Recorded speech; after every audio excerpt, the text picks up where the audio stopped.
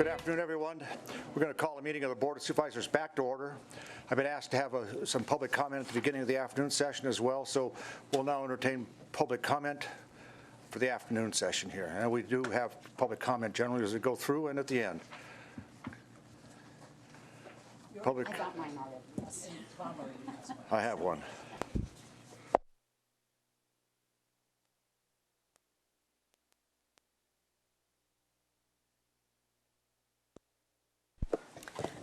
Thank you for the opportunity, Mr. Mayor and Board. I'm Sharon Ross with Capital City Arts Initiative, and we are thrilled to announce we have a new exhibition in the Sierra Room. This is by a group of that has named itself the Great Basin Native Artists. They are based in the Great Basin, and we have 7 of their members here with work here. The show will be up through 4th of July. And we just got part of the signage up 15 minutes ago. It's still coming.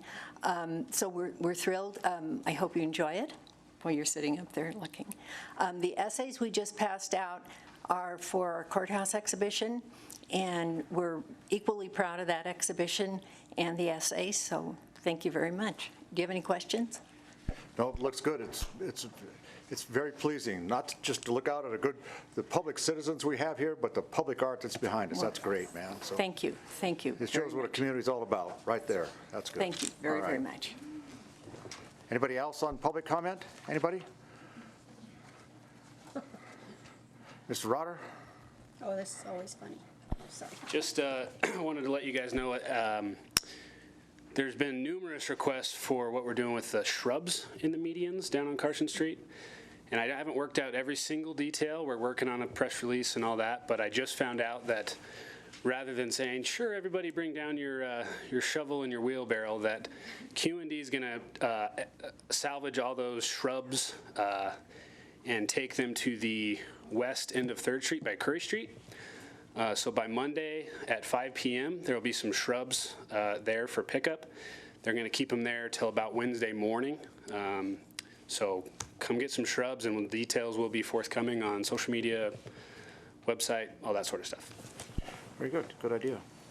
All right. Other public comment?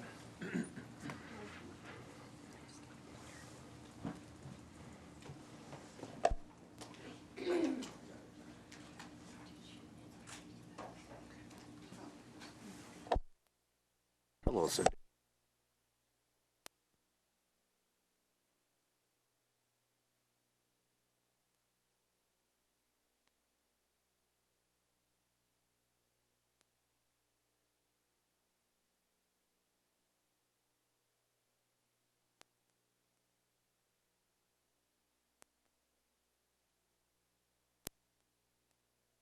Push it down.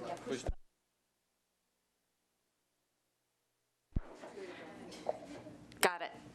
I'm Cindy Brenneman, and I'm with the Capital City Arts Initiative and the Arts Coalition and Bliss Mansion. And the Arts Coalition is having a free photography contest. The flyers, if anybody wants to see me.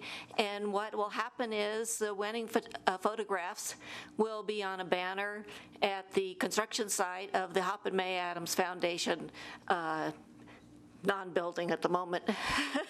We're just trying to disguise the construction site with art. Yeah.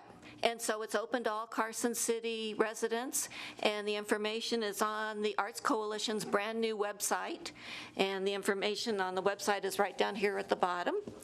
And if any of you have questions, you're welcome to email me. My email is on the not on the flyer, but on the website.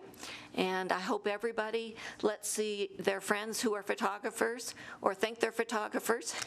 Let them join us. Thank you. Thank you, Cindy. Very good. And you did mention Supervisor Bagwell's husband, Jim, I'm sure will be participating. But for those of you who don't know, down in City Hall in the military corner, there's a picture of an eagle taken by none other than Jim Bagwell out at the river. I know all you've been down at City Hall, but when you take a look at that, it really sets off that little military corner down there. So there's some remarkable photographers in town. Okay, any other public comments? Anybody? Come on up. Hi, Doreen.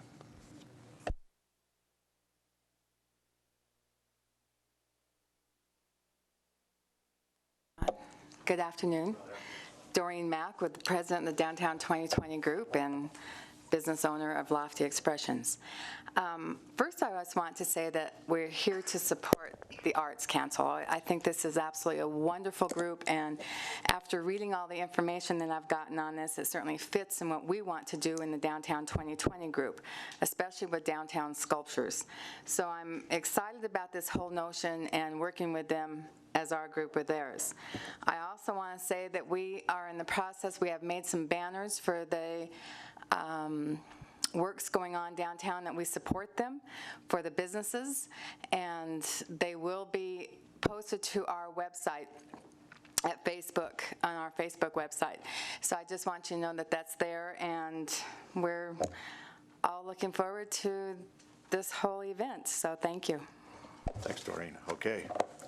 We had a public comment at the beginning of the afternoon session more often. That's right, we're getting, okay. Anybody else? Anybody? Oh.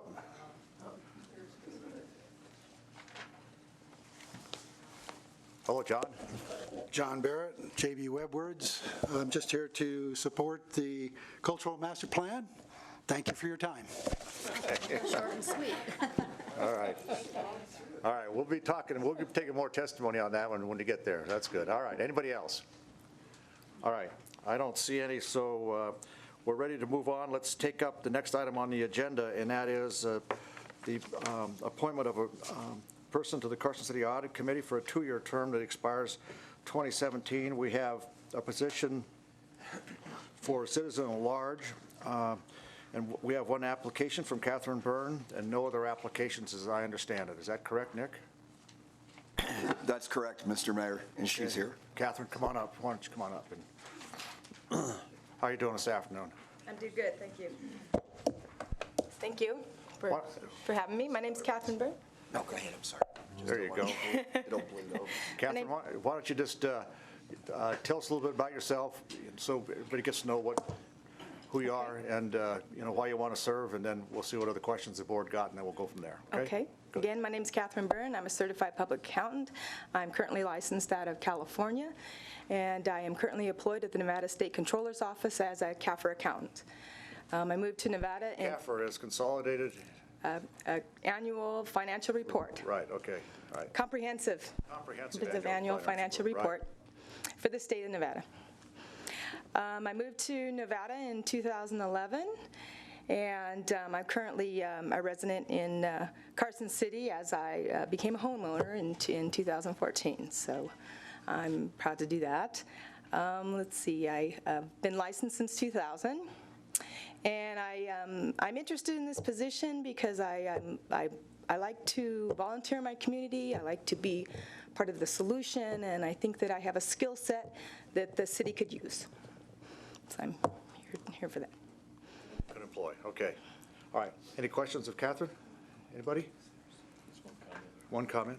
Just one comment. I know that you spoke to the mayor and I a while back and expressed some interest in this position, and we encourage you to apply for it, so it's nice to see you follow through, and your resume is very impressive.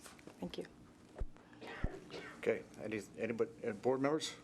We'll have to work right away, you know. We have a Yes, meeting that's coming right. up. Oh, just thought I'd mention that. Yeah, I No did slacking. I did read the CAFR online, so I understand the issues that are out there. Yeah. You read the whole CAFR? Well, actually, I read the last 20 pages. I read the first 10 and the last 20. Last 20 were more interesting, so. Yeah. The notes are pretty important, and Yes. as is the report, Yes. the auditor's comments. Okay.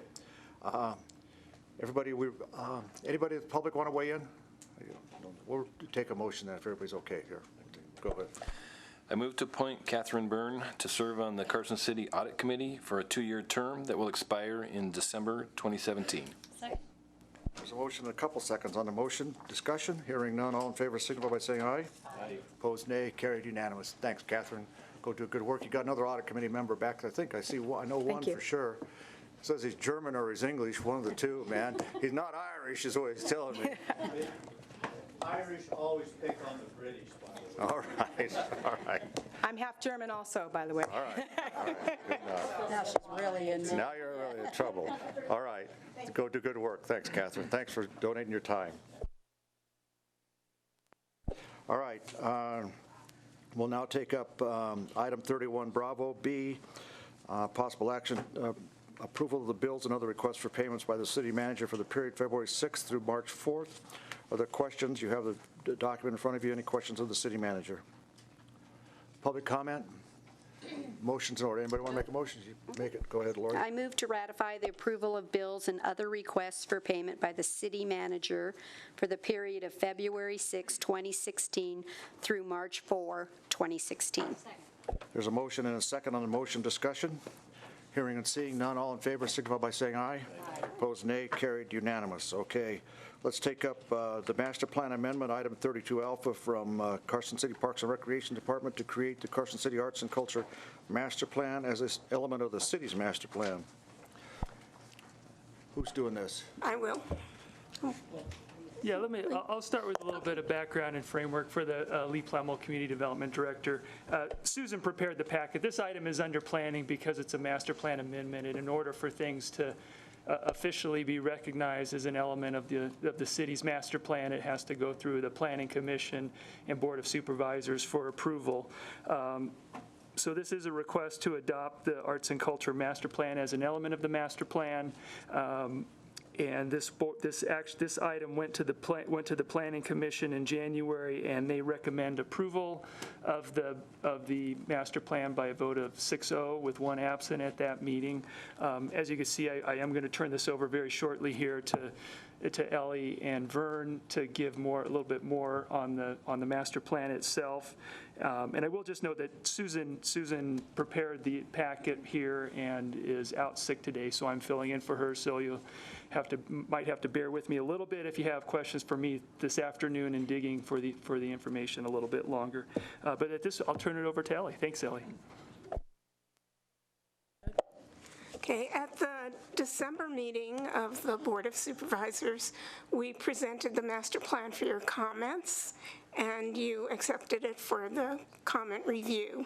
And since that time, we have incorporated your comments, presented the plan to the Planning Commission, which recommended approval, and proposed a funding mechanism for implementing it.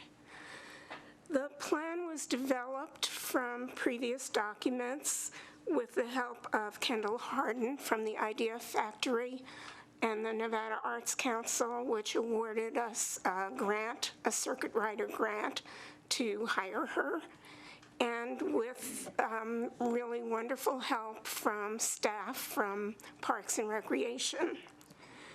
The plan has community-wide support from education, business, the Visitors Bureau, the Planning Commission, and you heard from people from different sectors at the December 17th meeting.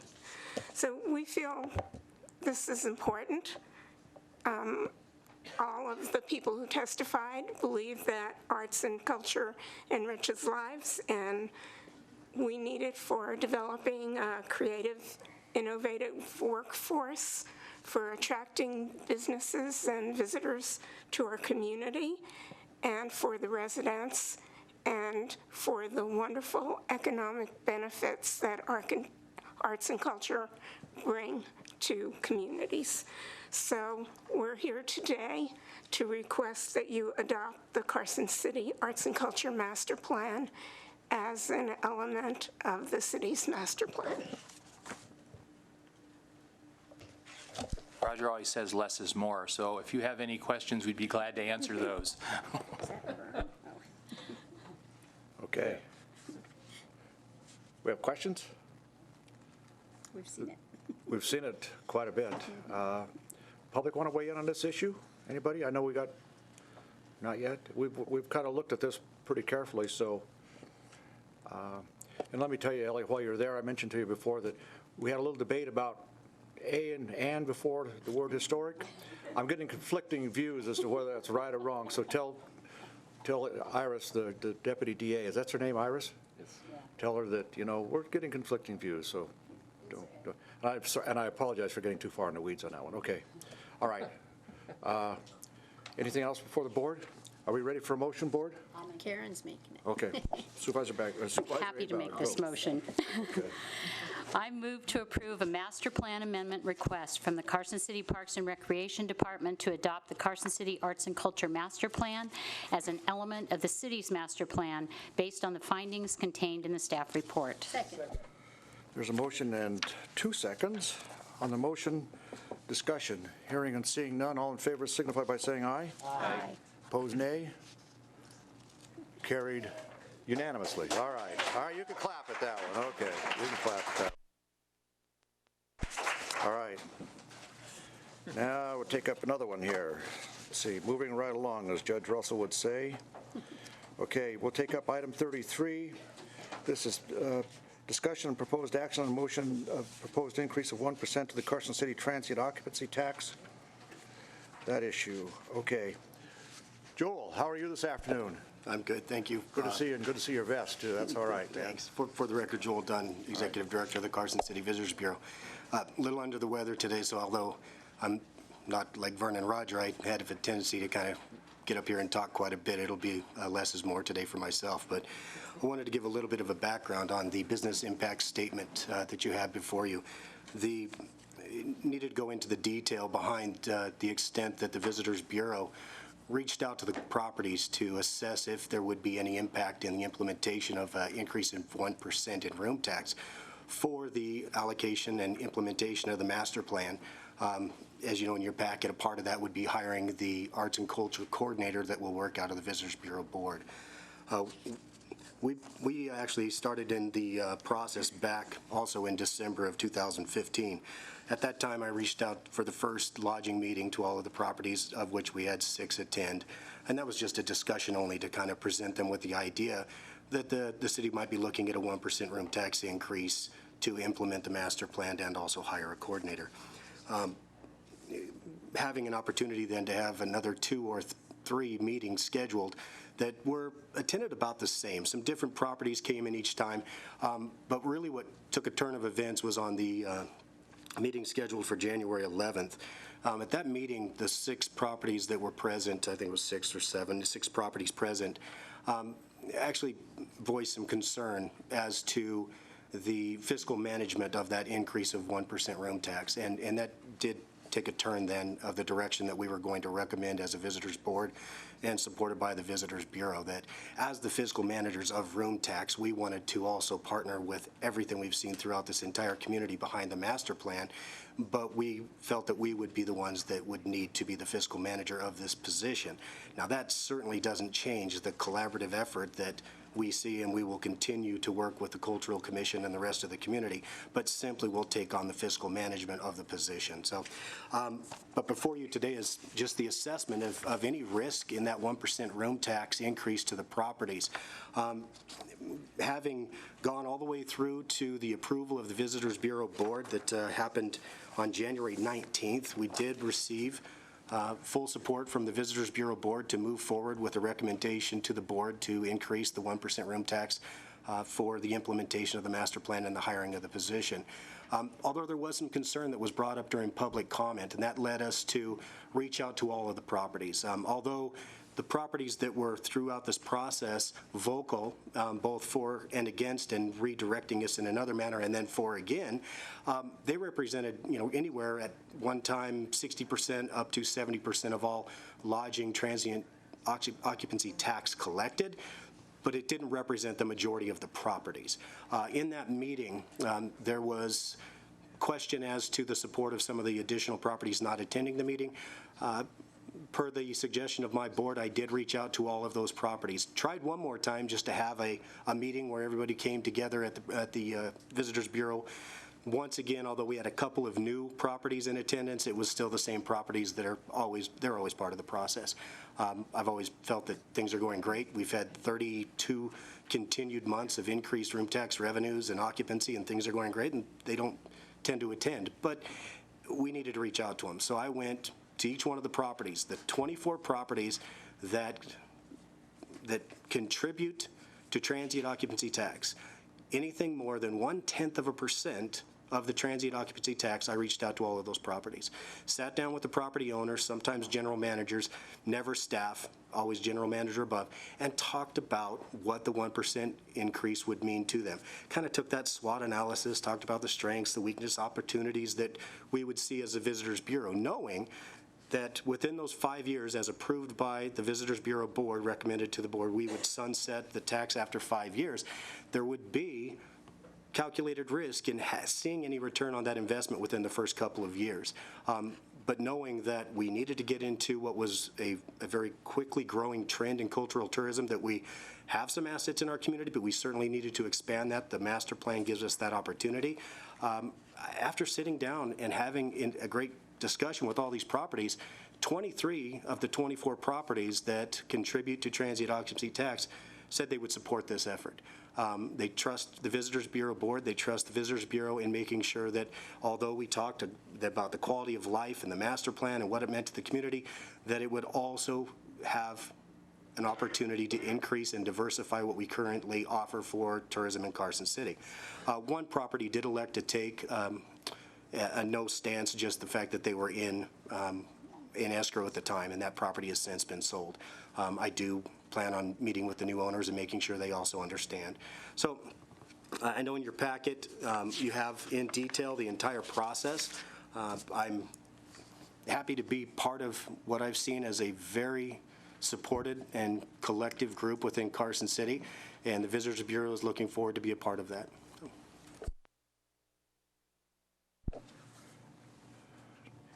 Okay. Questions from the board? Anybody?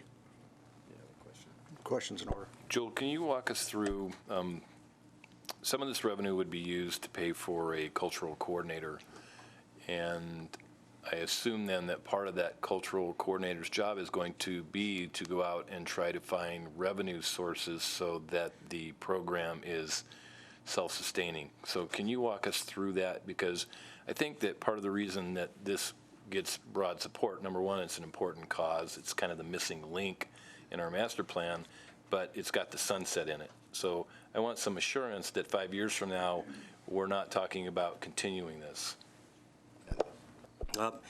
Yes, absolutely. The first year, and I won't go into detail, but we have looked as a parity study of like positions in sister cities, same population, what the pay range would be. We've established the job description, duties, responsibilities. I will set in place performance measures. Those performance measures is what you're addressing. When you look at the skill set of the person that will be hired, the first couple of years, this absolutely will be based on grant writing, fundraising, so that when in year 3, 4, and 5 we have an opportunity to invest that full $160,000 that we anticipate to come in from the room tax will go directly to the implementation of the arts within our community. Now, in the discussions with the lodging properties, I was able to detail that, first of all, cultural tourism, and we're going to have to define cultural tourism with our own community, what it means based on our inventory of assets. Nevada Commission on Tourism is working on their own definition of what cultural tourism, and I can tell you in meeting with the Nevada Commission on Tourism, they did an inventory asset of all of the events within Nevada that they could market, and Carson City fell a little short. So we certainly will be able to expand on our current events and create events that they can market. Now, the fundraising mechanism, we do have an opportunity as the Visitors Bureau with the interlocal agreement with Carson City to be able to utilize the services of not only HR, IT, but also the grant writer's position. So this person would work collectively not only with the Nevada Arts Council, but the city in writing grants. The funding mechanism of the 1% will provide that matching. Depending on where we hire the person within that salary range, that could be anywhere from 30 up to 75,000 that first year, and then in addition to that, as we continue to see that fundraising coming in, certainly we'll go up from there. In year 5, I'm confident based on a couple of things. First of all, it'll only take a couple of new major events to come into Carson City based on cultural tourism and what we already have in our community to have the measured impact that the properties are going to look for. Really, if they're looking at the measured impact of $160,000, they would want to see about $1.6 million in new revenue coming in, or the potential to have the experiential travel that we're marketing towards. our business travelers are obviously our number one in Carson City. Our business travelers need to have a better experience while they're here. This master plan really plays into that experience they have when they're here for businesses, which is for business travel, which will increase their opportunity to come back themselves and their families. So I'm confident within those 5 years. I probably would have pushed my board to move that out if I wasn't confident that in 5 years that we could see the measured return that the properties are going to want to see in order to support the continuation of this. I have a track record of success throughout my entire career, and this is going to not be any different. Okay. Jim, I'm sorry, go. Thank you for answering all my questions prior to this. I know they were endless. I'm just curious, you met with the businesses that pay the room tax. Out of the 24 you met, 23 agreed. I got that. How many other hotels are there that do not pay the room tax? Because you said there was 30 motels in town. Is that? Yeah, currently, we do have 30 properties that are lodging properties, 3 RV parks. We have another one that is off the books and on the books, and currently, I believe, don't have any rooms that are occupied. So that number can go anywhere from 33 to 34. Of those, 24 do contribute to room tax. The properties that I did not reach out to, once again, those are the properties that contribute less than 0.1% of the total occupancy tax collected. Just out of curiosity, is there a reason that it was only 1%? Is there a reason we didn't go higher on the percentage to charge? I'm just curious. Well, based on my discussions with the lodging properties, although if you look at the region, we're certainly well below the rest of the communities. If you look at Reno and Gardnerville and Tahoe, everyone's at 13 to 13.5%. But we identified the amount needed for this project. We identified that 1% would be able to take care of that. There was, in some of those discussions, especially on the meeting, I believe, on January 11th with the properties, although one of the properties that had suggested, listen, let's increase the 1%. Let's make sure that the Visitors Bureau is the fiscal manager. There were also properties that said, listen, that's going to give us an opportunity if we see the need to increase 2% in the next couple of years for another project that has a measured return, we have that opportunity. I believe that 1% we're doing now will not only allow us to hire the most qualified candidate for the implementation of the master plan and developing a cultural tourism campaign, but allows us flexibility with the other 2% in the future. And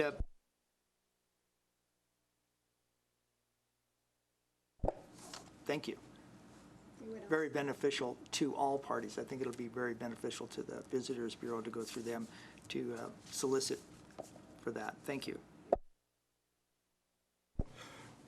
Were there other comments or questions? Go ahead, Lori.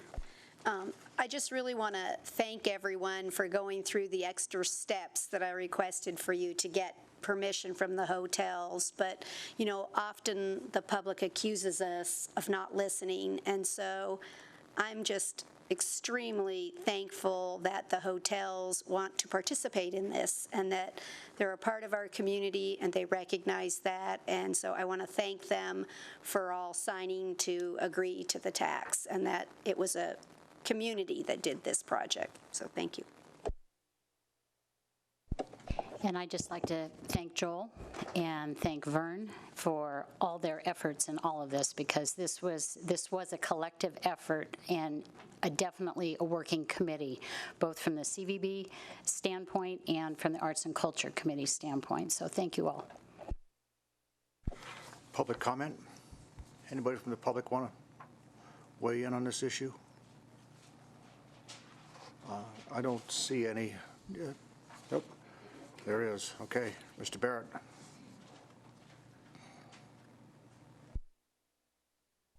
John Barrett of J.B. Webwords. Had a long conversation with Joel yesterday, and he assured me of some of the things, including the number of lodging properties that are going to be involved, and on that basis, I support this. The idea is a good one, and I think the 5-year time frame is excellent because culture needs to stand on its own 2 feet. Culture is more than just arts. Arts are a big part of it, but culture is our outdoor recreation, which we have aplenty, and we're doing a good job with and have done for a long time. This just adds a component to that. It's also car buffs, it's whatever comes to this community or is involved by the residents in this community, and we need to really emphasize it.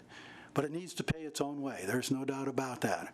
Artisans help roll money over in the community. Outdoor recreation helps roll money over in the community, and that's what a local economy is about. So I support this based on the fact that the lodging community is supporting it. I do say, however, that we need, as Ronald Reagan used to say, in a different format situation, international geopolitics, but it applies everywhere. We need to trust but verify. Consequently, I feel very strongly that Joel will do a good job, they'll hire a good person, but that is not an arts organization at the Visitors Bureau. And so the Cultural Commission should be very involved in that as well. And I am assured by Joel that that's his plan. And I think that the city manager and everybody involved should be involved in making sure that that coordination goes on. So with that, I thank you for your time. I knew how I felt about the cultural master plan, but I wanted to hear Joel's testimony before I came up on this one. Thank you. Thank you. Okay. Anybody else? Any other public comment on this issue? Okay, Karen. Unless there's further comment from either the public or the board, we'll entertain a motion. I don't see any go. I move to find the proposed increase of 1% to the Carson City transient occupancy tax does not impose a direct economic burden on a Carson City lodging property or directly restrict formation, operations, or expansion of a lodging property, that a business impact statement has been prepared, accepted, and is on file with the Board of Supervisors, and that the requirement to conduct a business impact statement has been met. There's a motion and a couple seconds on the motion. Discussion. Hearing and seeing none, all in favor signify by saying aye. Opposed, nay. Carried. Unanimous. Okay. You can clap at that one, too. Usually don't allow that, but that's okay. We'll do her. All right. It's St. Patrick's Day. It's St. Patrick's Day. We'll let it go. All right.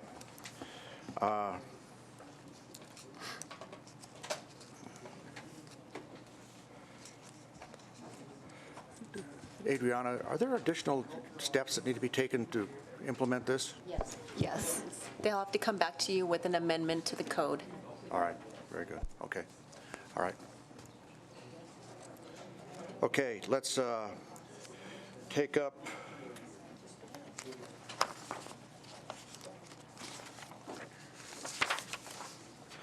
the item 34 alpha. This is a proposal to discuss and approve or disapprove a master plan amendment request from Blackstone Development Group to create a specific plan area for the north portion of the existing lumber. Hang on a minute, we'll just kind of chatty people. Okay, that's all right. All right. Mayor, can we open A and B together for the purposes of discussion? Yeah, that's good. We'll open up 34A and 34B together. Depending on how one comes out, the other one comes out. So this is the issue with respect to creating a specific plan area for the north portion of the existing Lampa Ranch specific plan area. I have a disclosure to make, and so I'll make that now. NRS 281A.420 requires me to disclose a conflict of interest. Dorothea Rise has been a client of Kempfer Crowell. I am not now representing her on any matter, and Kempfer Crowell is not representing her on this Lampa Ranch SBA matter. The public policy of this state favors the right for me as a public official to perform the duties for which I was elected to vote, provided I properly disclose. I conclude that the independence of judgment of a reasonable person in my situation would not be materially affected by this relationship, and because this is not a clear case of a disqualifying conflict of interest, I will be voting on the matter. And as many of you know, I'm now an emeritus partner. I no longer at law firm, so I'm kind of retired. I am retired. I hate to say it like that, but I am. No. All right. All right. It won't take long. You'll get used to it. All right. All right. Mr. Plemmel, any other disclosures? Okay. Thank you. Again, for the record, Lee Plemmel, Community Development Director. Susan Dorpansky, the Planning Manager, prepared the staff report and materials that you have, but I'll be giving the presentation this afternoon. As noted, there are two items really that go together on this that's required for you to take action on. The first relates to a master plan amendment to create a new specific plan area for the north portion of the existing Lampa Ranch specific plan area. So that would change the master plan land use map and the policies related to the Lampa Ranch specific plan area. The second item and associated with that is action to approve a zoning map amendment to change the zoning for the properties accordingly.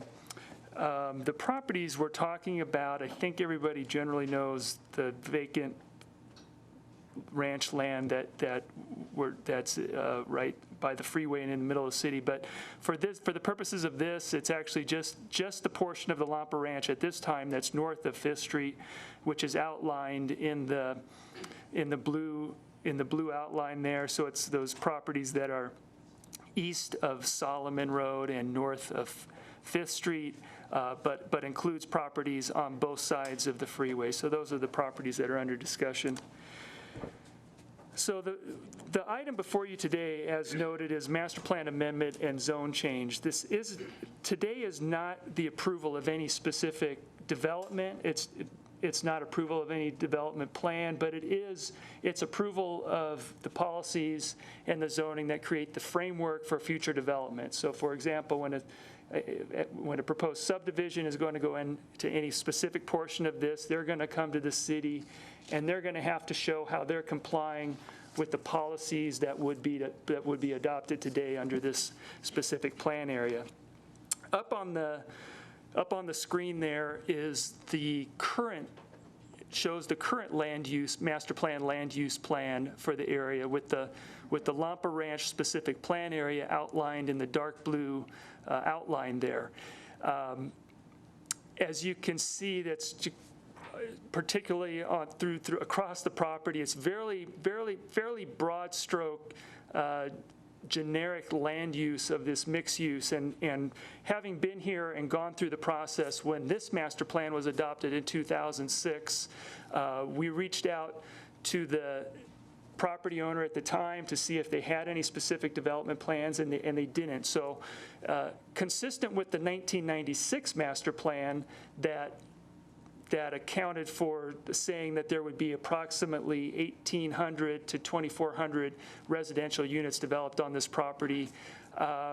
We identified that we tried to provide a land use designation that identified on this property that there would be some mix of uses in the future that included a mix of commercial and residential uses. And so it wasn't intended at that time to be too specific, and in fact, as you can see in the specific plan area that was adopted at the time, it required them to come back with a new, more specific plan for the proposed land uses at that time.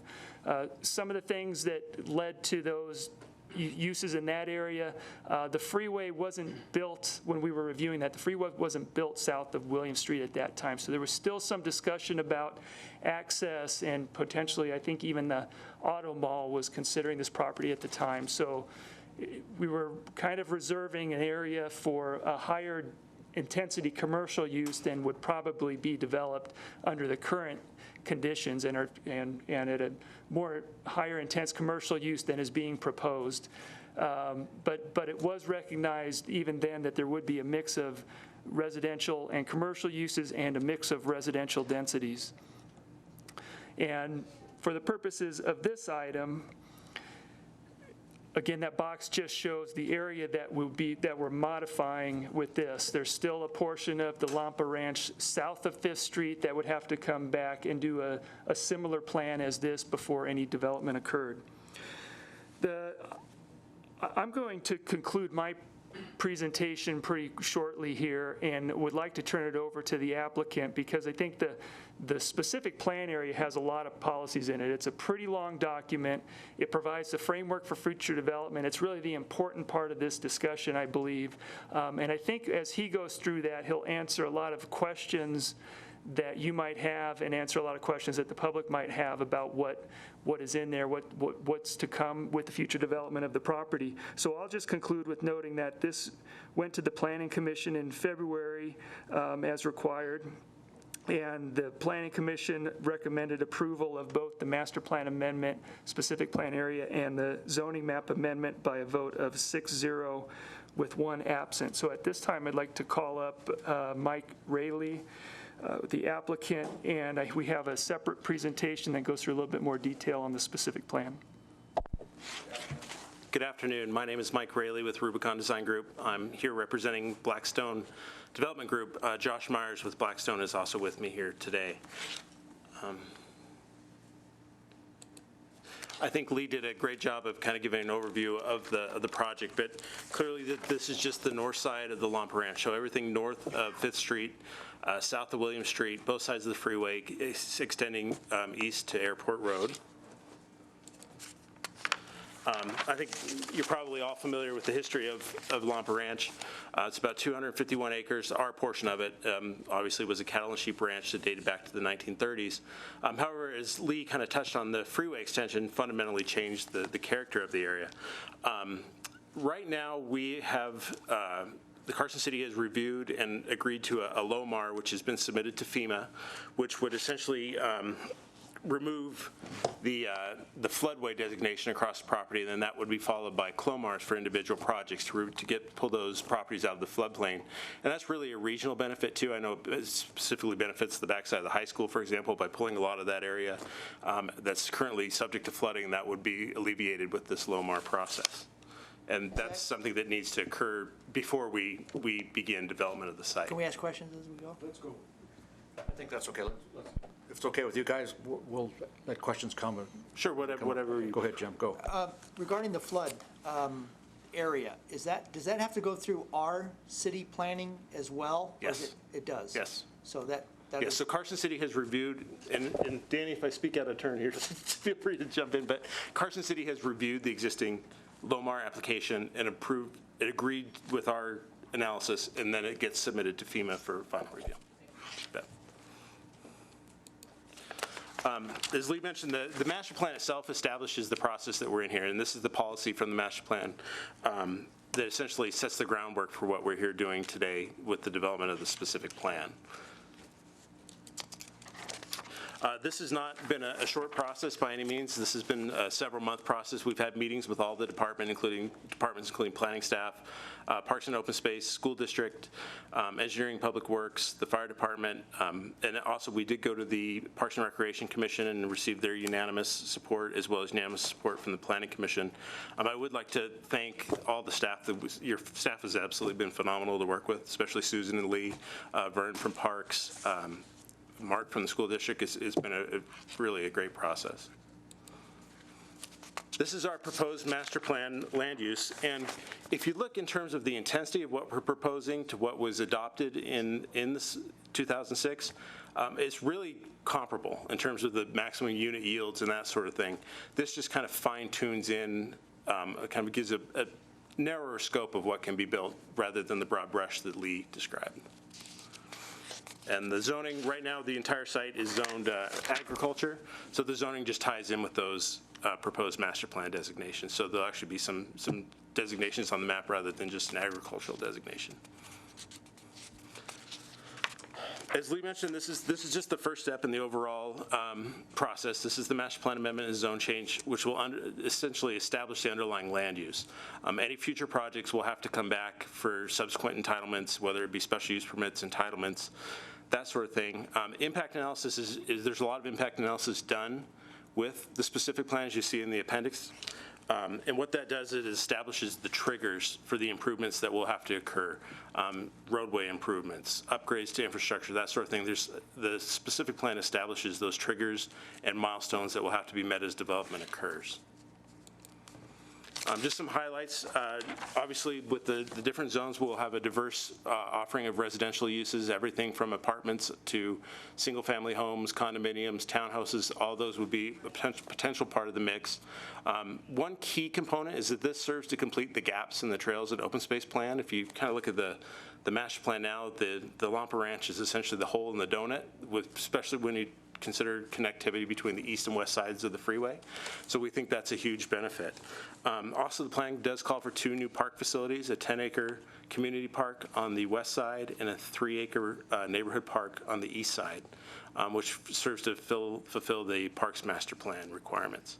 Obviously, as I mentioned, the connection to the east side under the freeway, then a pedestrian network, whether it be trails, sidewalks, it will link all the uses together, including the high school, the new park, and a reserved elementary school site that was included in the plan. Was there some discussion about a dog park as well? Yes, and I will get to that. That we have agreed to include a dog park. That was a recommendation of the Parks and Recreation Commission. As I mentioned before, this is a mixed-use project, so we will have commercial uses. We envision, neighborhood-type commercial uses, grocery stores, those sorts of things. And I think it's important to note that the standards that are included in the handbook meet or exceed all the current development standards, and they exceed largely in the areas of landscaping and buffering and architectural standards, go above and beyond what would be required under minimum code. So that really does ensure a high-quality development.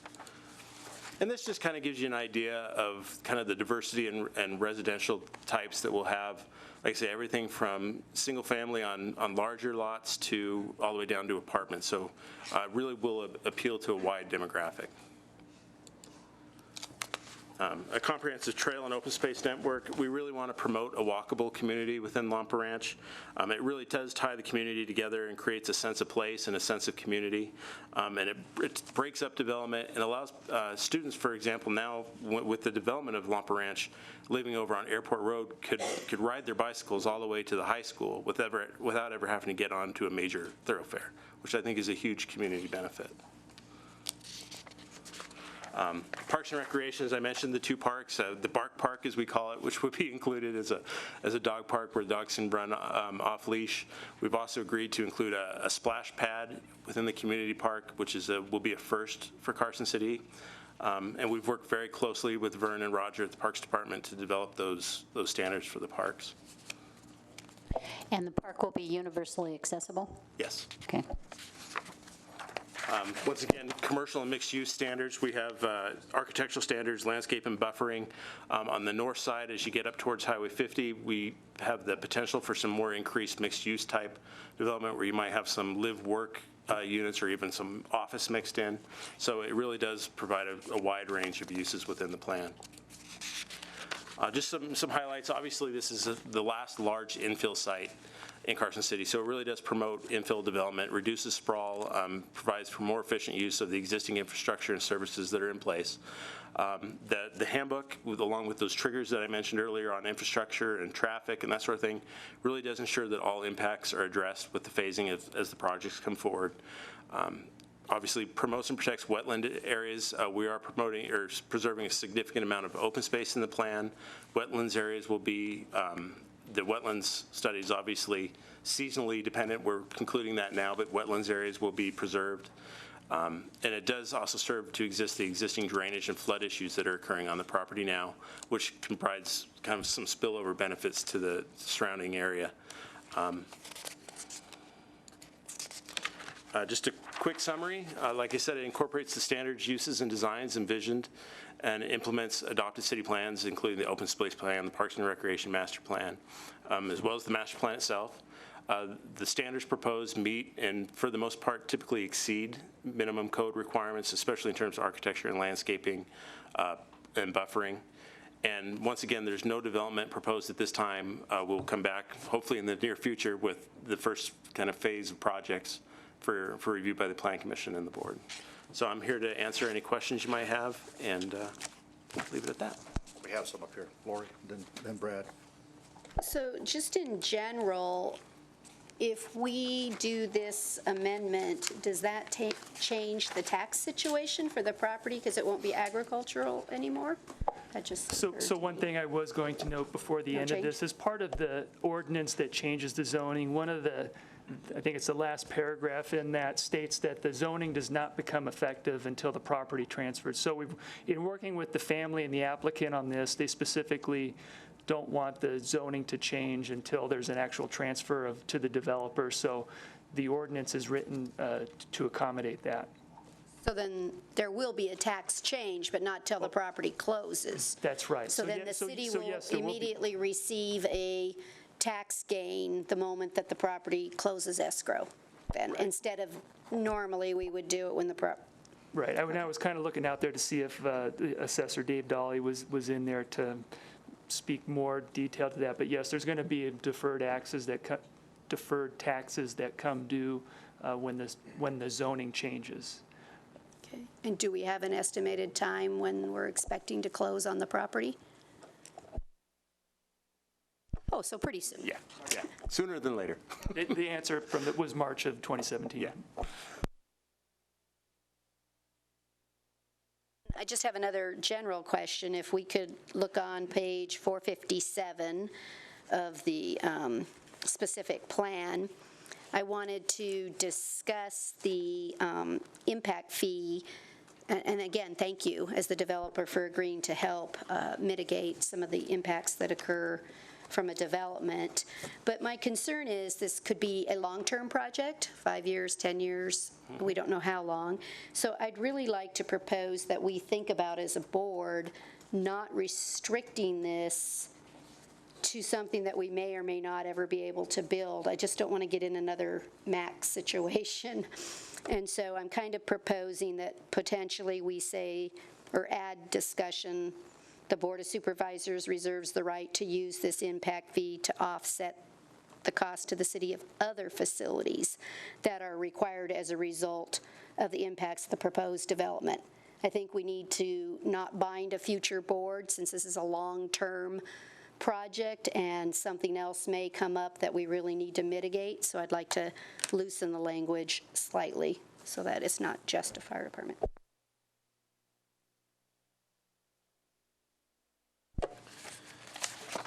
On page 453 of the specific plan, Karen and I had some discussions about incorporating low-impact development, landscaping standards, and so we had some suggested language, I believe, that was provided to you.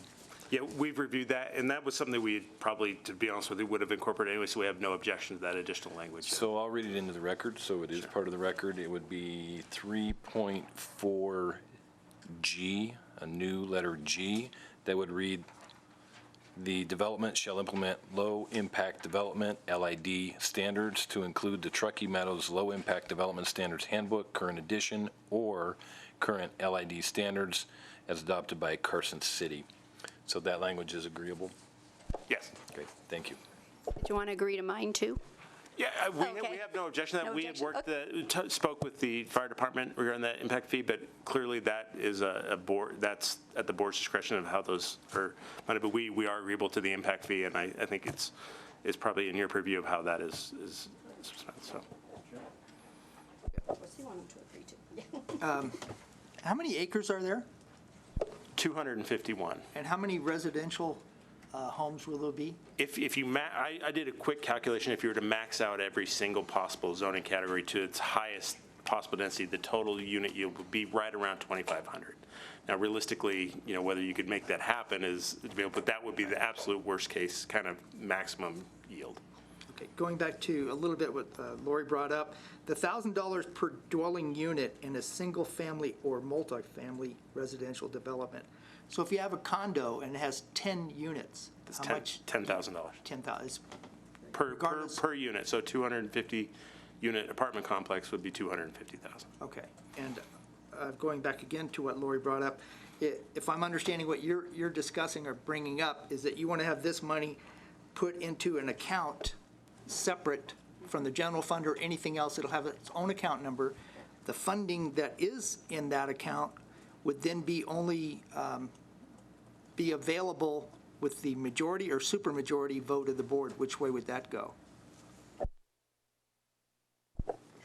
majority to come out of the fund to mitigate any impacts. Be strictly limited to impacts of this. Correct. A separate fund to mitigate impacts just from this project on, right, specific. So do we have to define impacts? Or is that open for interpretation?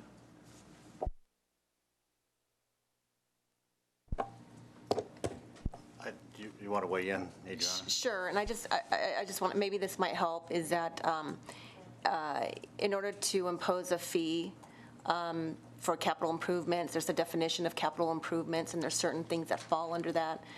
So a fire project would fall under that. So the only thing that the committee would have to consider is whether or not the impact would affect, or the new development affects, or wait, if the impact has to come out from the new development. So in other words, there has to be a nexus between the new development, a connection between the new development and the facility.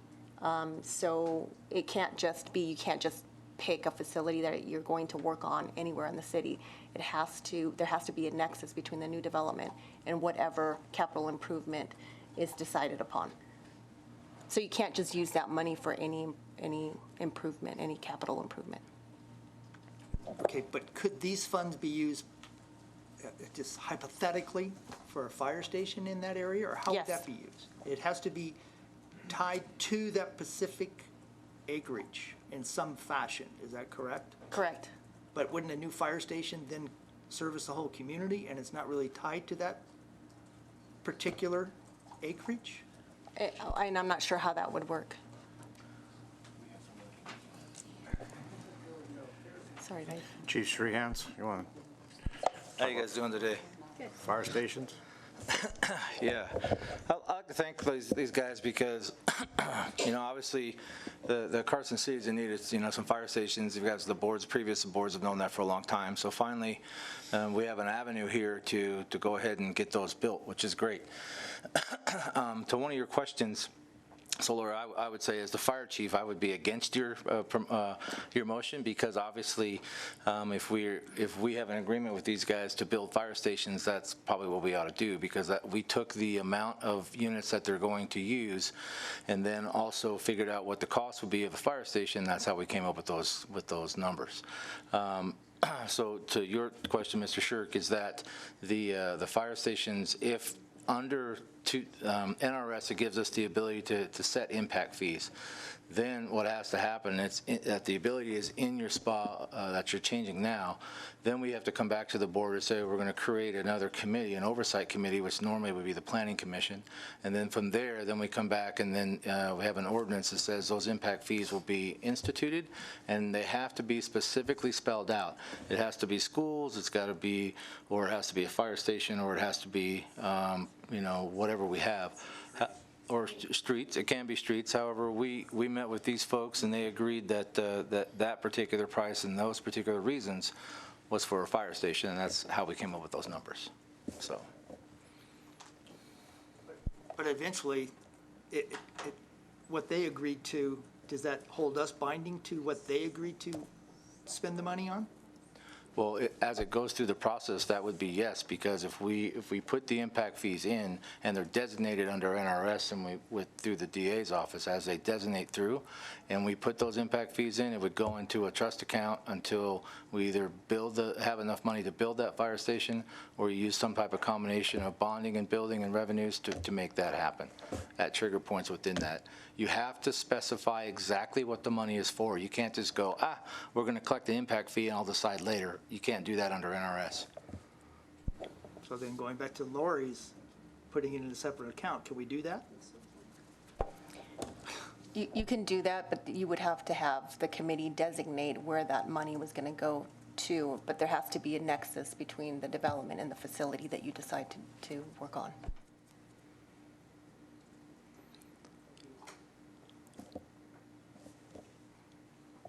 So I'm happy to address, since he said he's not in support of it, For me, the issue is this could be a long-term project, and potentially an impact could occur that we were not looking at when we adopted this SPA document. And if all of the dollars are tied up, and I'll use an example, there could be that we were not anticipating needing a stoplight at a particular location, and we're going to have to, as the city, participate in a stoplight because we had more traffic flow than anticipated by all of these studies. And so we need $50,000 to put a stoplight in. That certainly is a nexus and could be necessary to take from this fund. If we leave this as it is without my suggested change, then the general ratepayer will be having to come up with money to put in the stoplight.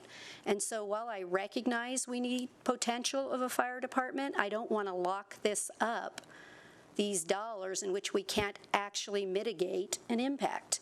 I want the flexibility for future boards to have the ability to do what's right at the moment in time. And I just don't want to see max again. I don't want to see things like Mr. McGrath that's upset that people changed the uses. I'd rather be clear now that I don't know what the next 20 years holds for us, and I'd like to leave this board with the authority to do what's necessary.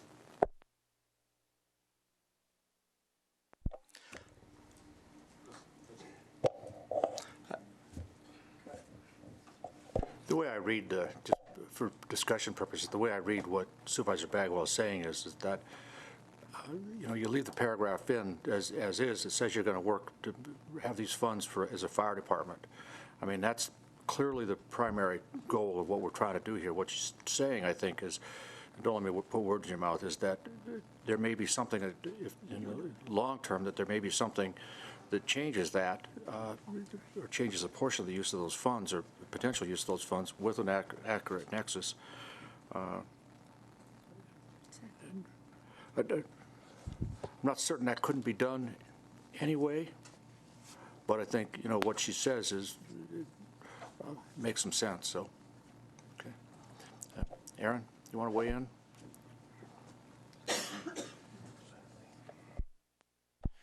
Mr. Mayor, Supervisors, thank you for the opportunity. For the record, Aaron West with Nevada Builders. As you guys know, the Nevada Builders don't normally chime in on an individual project level, although we're obviously very supportive of development. So here.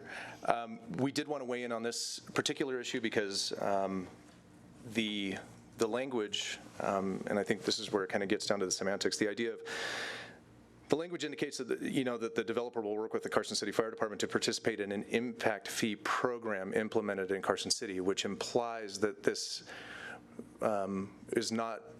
It's a program that's not necessarily going to be limited to Lampa Ranch, that this would establish an expectation or a precursor for a citywide program to be implemented. And so I think while we certainly appreciate the generosity of the developer at this time to commit to fees, and honestly, in that this is a specific plan, this certainly doesn't create the program. I think all of those things will be worked out as you go through the actual PUD process, and ultimately work towards an ordinance that implements an impact fee. We can appreciate what the developers brought to the table, but we are currently in conversations with the fire department and city staff, going through the necessary process in order to for the city to actually implement an impact fee specific to fire department within the city. And that actually requires the creation of a capital improvement plan, putting together the funding, putting together the essentially it becomes an enterprise fund where those dollars get specifically earmarked. And while we're generally supportive, we need to work through that process from a community-wide perspective. We need to work through that process, see what that CIP looks like, and then back into what those fees actually look like.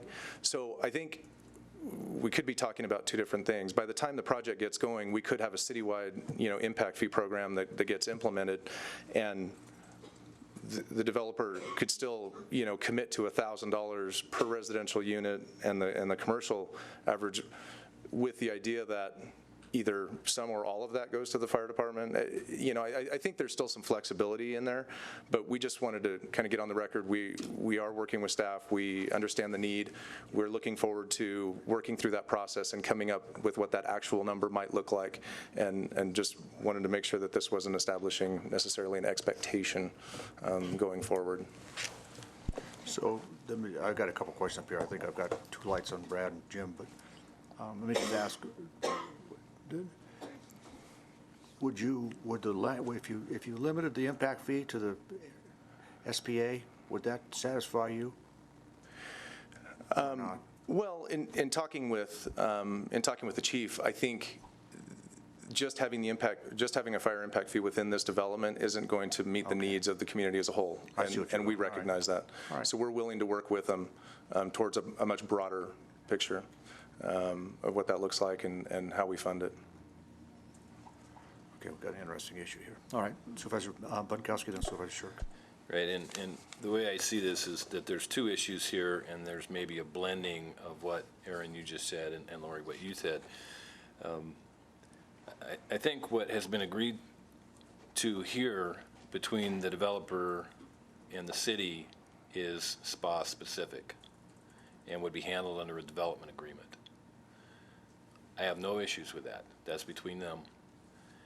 But to have a conversation about citywide impact fees is a completely different conversation that I'm not prepared to have at this time, and certainly would not support at this time without a lot more conversation about how it would work and what the impacts are going to mitigate, because as Lori mentioned, fire isn't the only impact. So what I'd like to see going forward with this development is that it's very clear on the record that what we're talking about is impact fees handled under a development agreement for the SPA area specifically, and then if we want to revisit any other conversations about impact fees, that's at a later date, and those are different circumstances.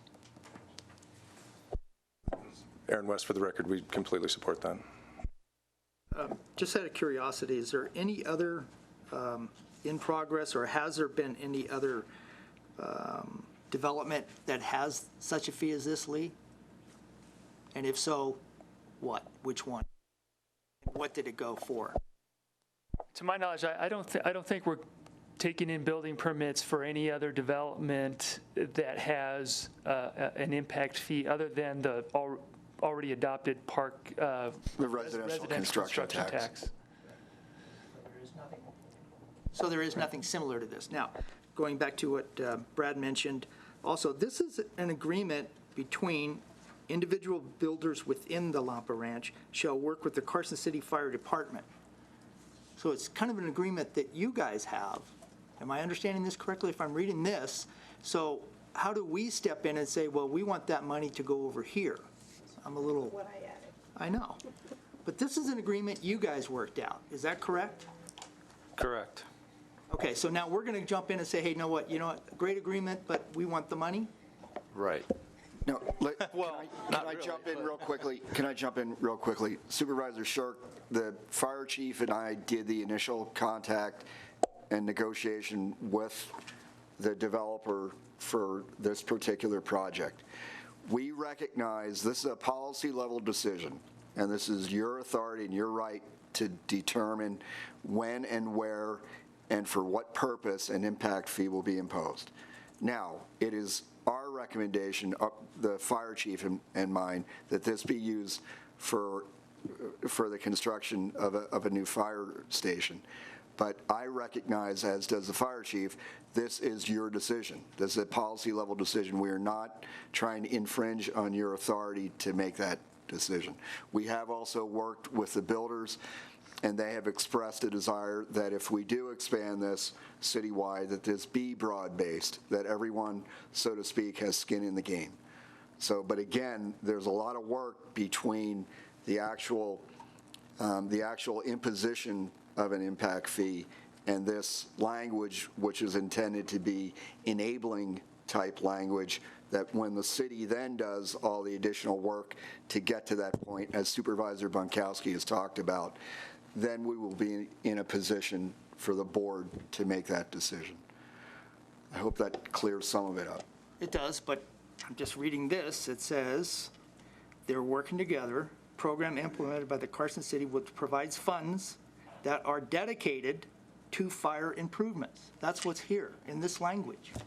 That's what we're here to approve.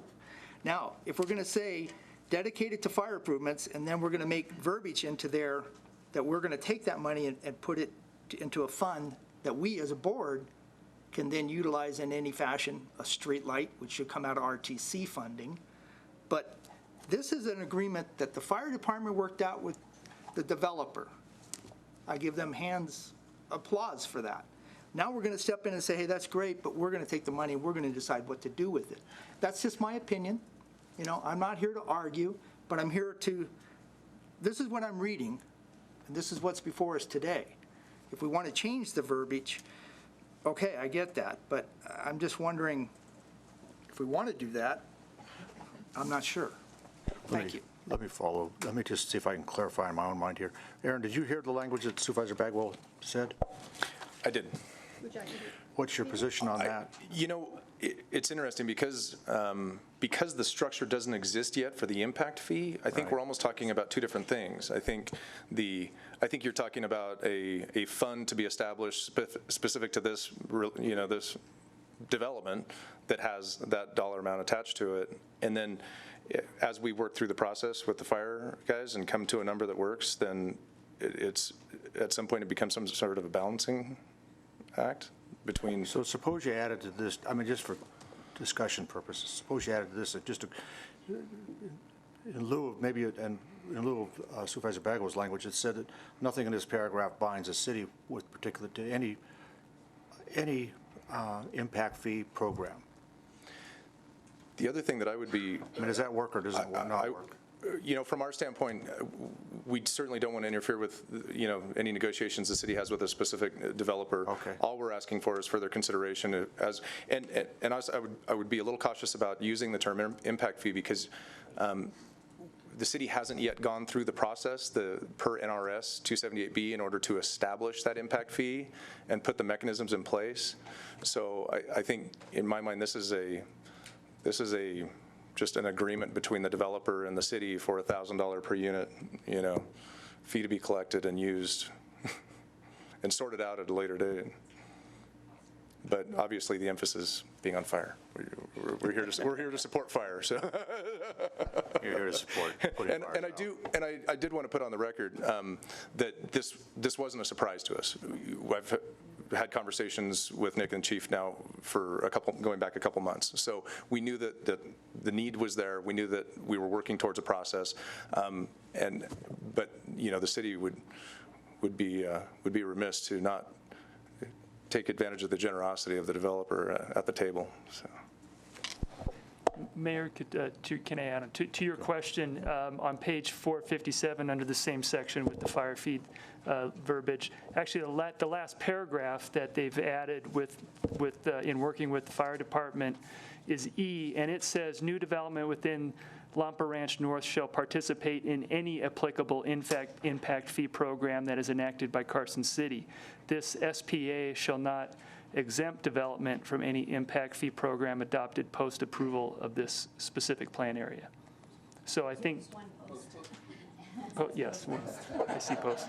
I didn't say that, though, when I read it. Well, yeah, okay.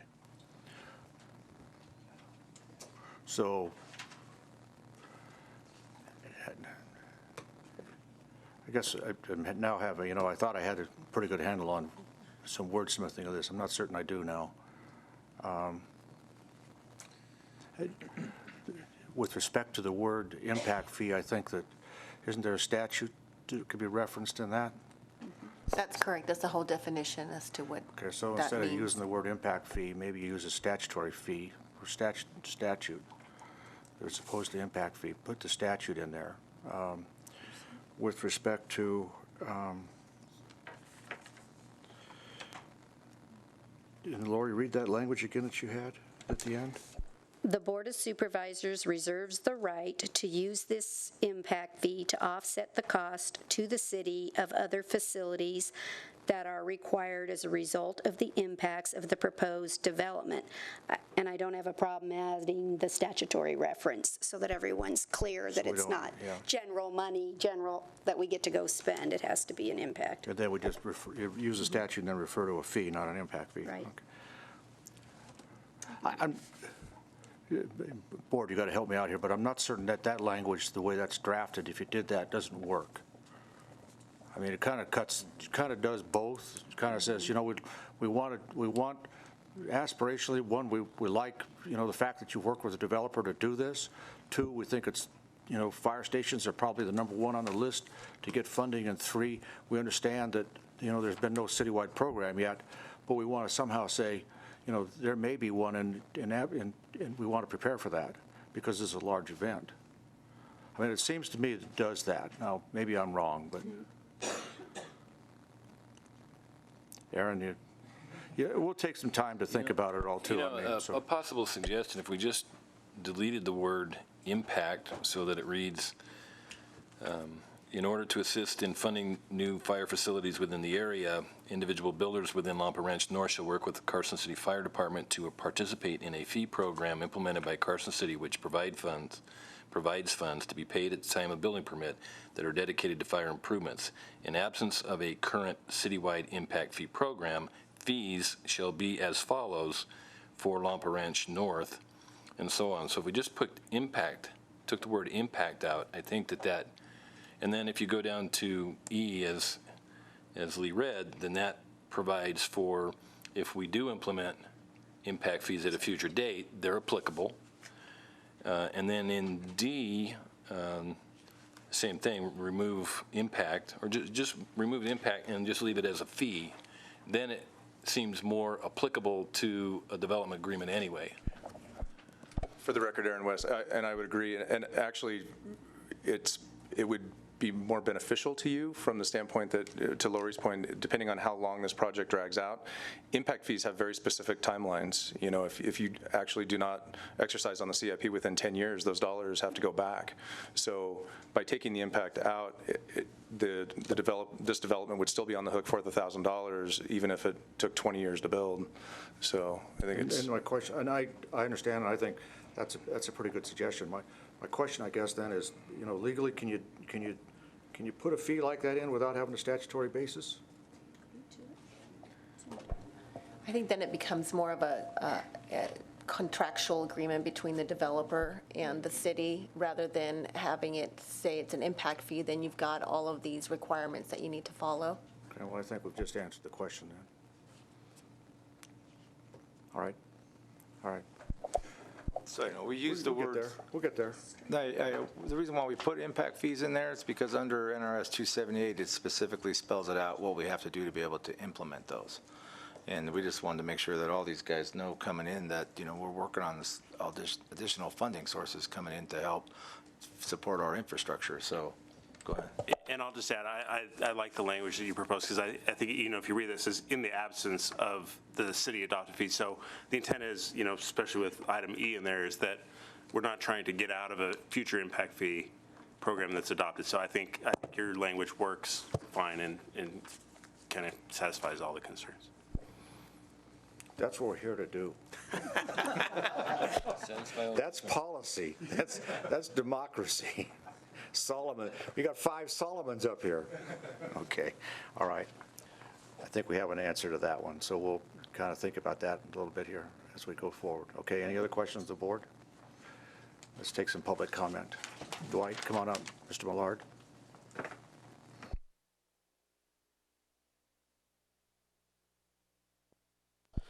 For the record, Dwight Millard. Having been a builder here for a while, I appreciate where you're at, and you're kind of on a slippery slope with impact fees.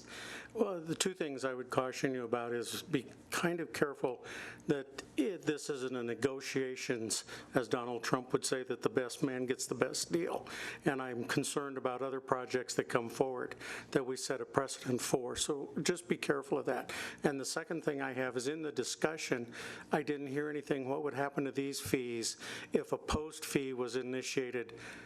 Will we be renegotiating these fees again, or will they go away, or do they pay double fees? And I didn't hear that.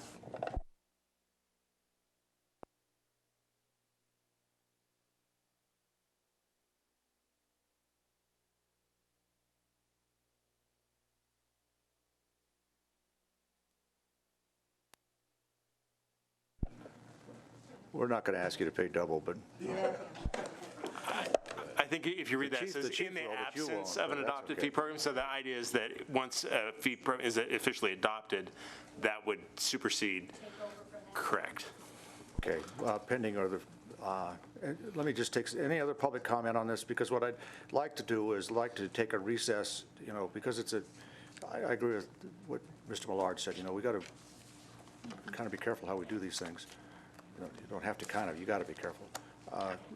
And have some language worked out so that when this is done, the language is in there. Is that okay with everybody? I think it's pretty close. So any other public comment before we take a little recess to have this language worked out? Anybody want to raise issues outside of this fee issue? Anybody? Okay. All right, so let's be in recess for 10 minutes, 15 minutes, and see if we can come back with some language. And just take your time for a little bit, okay? We'll be in recess.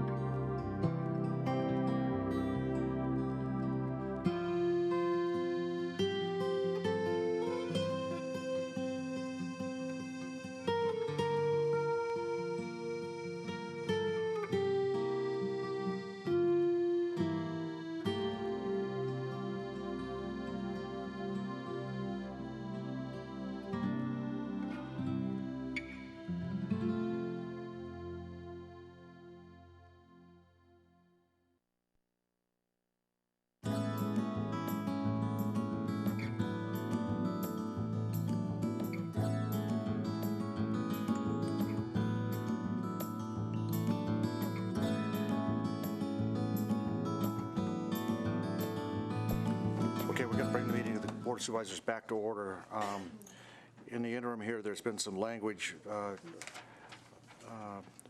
marked up on that section of the specific plan on page 457 of the board packet. It's 3-13 of the actual specific plan document that's attached. Let me read that into the record and see if that works with everybody. The language, the C and D and E would read as follows.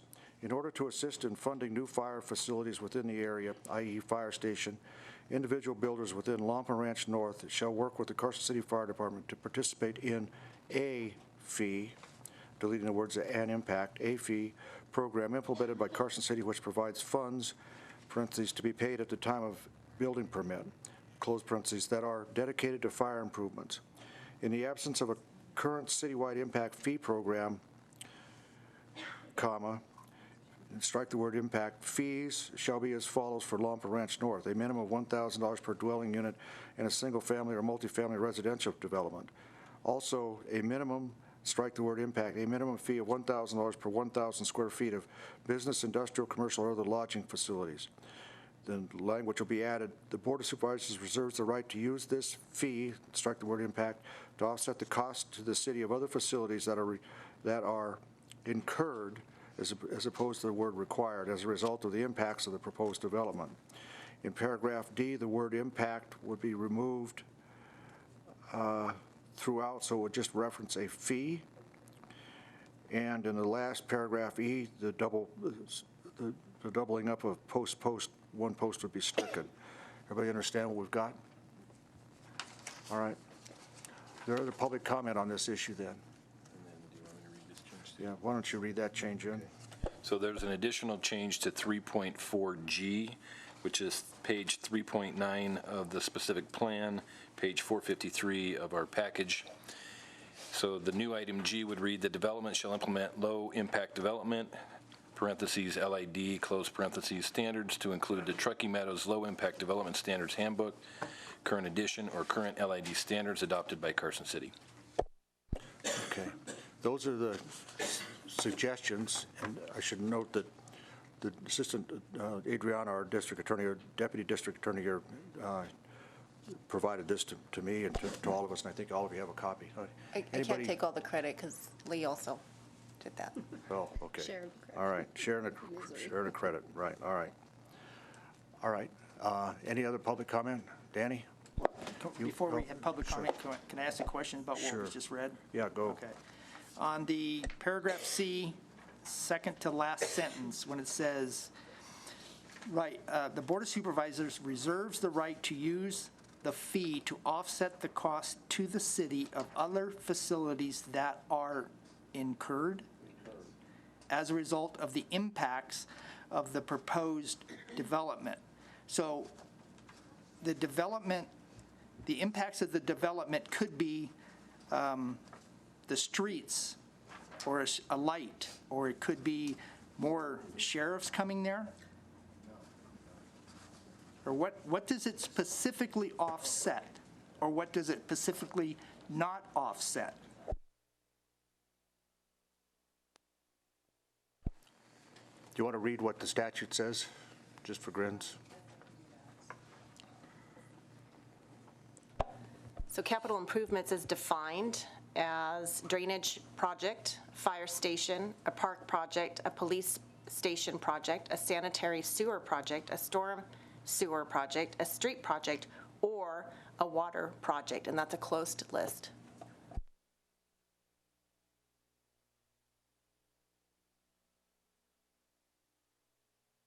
Okay, thank you.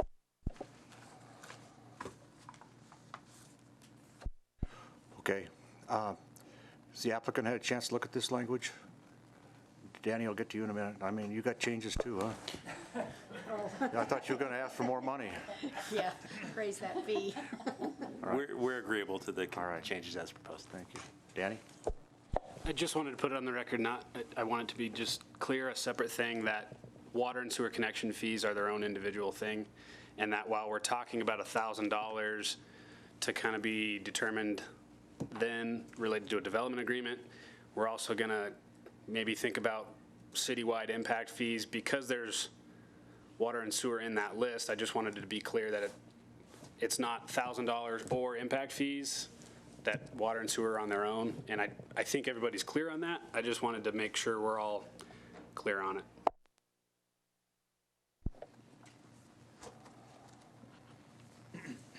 Well, if we're not, let's have a discussion about it. I mean, because right now, I think you put on the record, I mean, and I agree that, you know, I understand a development agreement's going to have to come after this document, okay? So, you know, some of these issues will be picked up there, but this kind of sets the framework for it.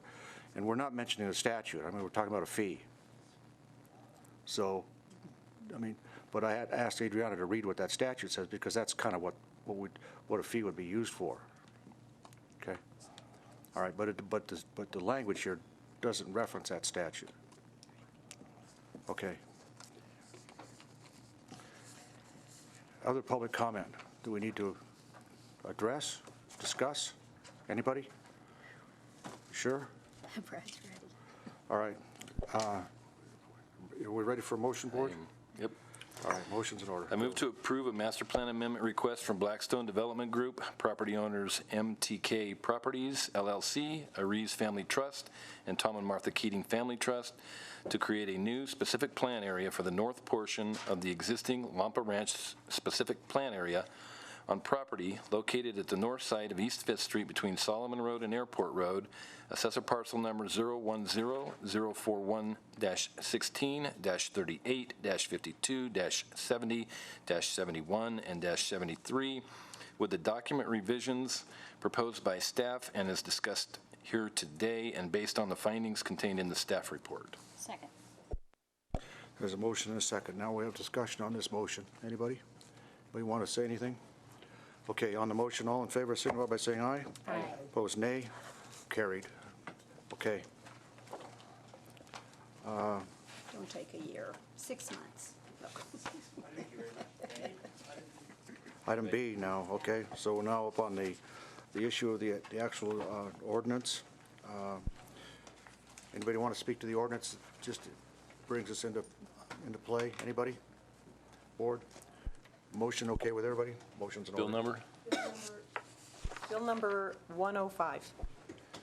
I move to introduce on first reading Bill number 105, an ordinance to change the zoning from single-family 1 acre and agriculture to single-family 6,000, multifamily duplex, multifamily apartment, neighborhood business, and general commercial on property located at the north side of East 5th Street between Solomon Road and Airport Road, assessor parcel numbers 010-041-16-38-52-70-71 and -73, based on the findings contained in the staff report. Second.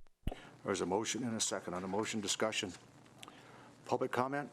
Hearing none. All in favor, signify by saying aye. Aye. Opposed, nay. Carried, unanimous. Both were unanimous. Okay. All right. We're now on concluding public comment. Anybody have concluding public comment? Anybody? Chief, go. I do. One, thank you for all the work on that. I know it's always contentious when we're trying to do the long-range planning with fees and money. But secondarily, the other thing I'd like to do is today is obviously St. Patrick's Day, and the fire department and the firefighters, they support St. Baldwick's, which is a cancer program. So Jim Shirk's already there. He's already bald. But it's going on at Reds. They really do a great program for us. They help us support that. So we'd invite you all after this meeting to go have some chicken wings, a green beer on the firefighters, and you don't have to shave your head if you don't want to, but there are some guys that are there that are doing it, and I just want to make sure that it's public, that folks are welcome to come down and support. It's a great cause. It helps out kids with cancer, so thank you. It's starting now, actually, but yeah, right after this, go on and head down. Well, what do the women do? Well, there are some folks that shave their heads. There are a few of them that do, and it's really nice to see that. Actually, a couple of our dispatchers do that, and then last year, one of the waitresses did that, was there also. So it's a really good program, and it really helps out the Cancer Society, and we raise a bunch of money. So come on down, and the public too. So thank you. All right. Comment? Go. Just following up on Bob's comments, because today is one of the biggest drinking holidays of the year, I would just advise everybody to please be safe and be careful out there. And all you cancer survivors, keep up the good work. All right, anything else? Anything before the board? Are we okay to adjourn? Without objection, we're adjourned.